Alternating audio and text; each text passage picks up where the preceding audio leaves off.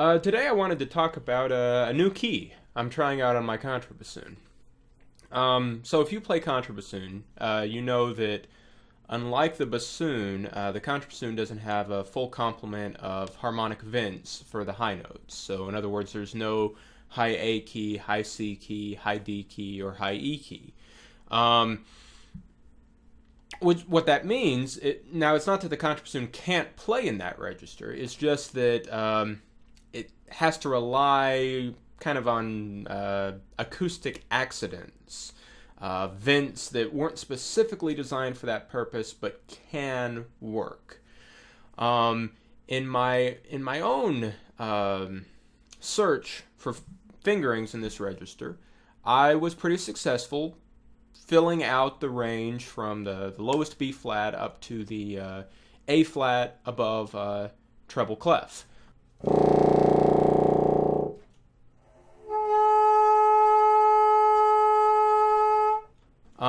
But there are three notes that kept giving me trouble, and that is the sounding A3, E4, and F4. The A3 was quite unreliable and prone to collapsing, especially if I needed to articulate forcefully. The E4 could only be slurred to by step. It couldn't be articulated. And the F4 just wasn't possible at all. Now, the E and the F aren't really critical for your day-to-day contrabassoon playing. I only know of one excerpt that uses a high F. That's from Schoenberg's Moses und Aaron, but even that one, I've never seen it on an audition list.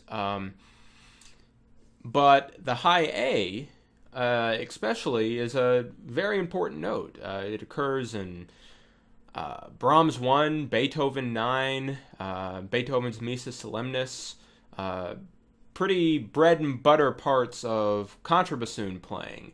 So the fact that that note wasn't reliable was a pretty big problem. But eventually I did find a way to play these notes reliably. But it involved an unconventional key. Contrabassoons have what's called a water key on the bottom bend of the instrument. And, sorry, not the bottom bend, the tube bend, the tuning slide bend. And this is simply a hole designed to expel water condensation from the instrument. But it's a tone hole, or, well, it's a hole just like any other hole. And that water key could be added, at least on my instrument, to the A, the E, and the F to either make it more reliable, or in the case of the F, make it possible. Now, of course, the downside to that is the water key is not in an ergonomic position. So in order to play it, you had to move your hands in quite a bit. Luckily, my hands are moderate to large sized, so that wasn't... I could do it, but it made getting to that key challenging in all the situations where I might want to. So what I did was create an extension for the water key. This way, I can easily open the water key with the second finger of my right hand without having to shift my entire hand too far.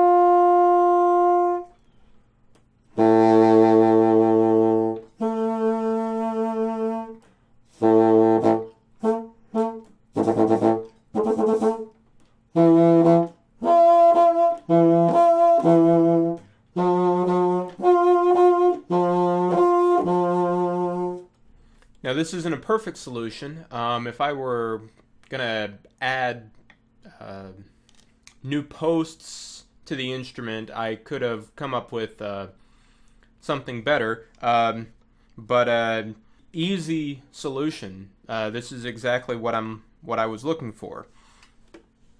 You do lose a little bit of adjustment in the tuning slide.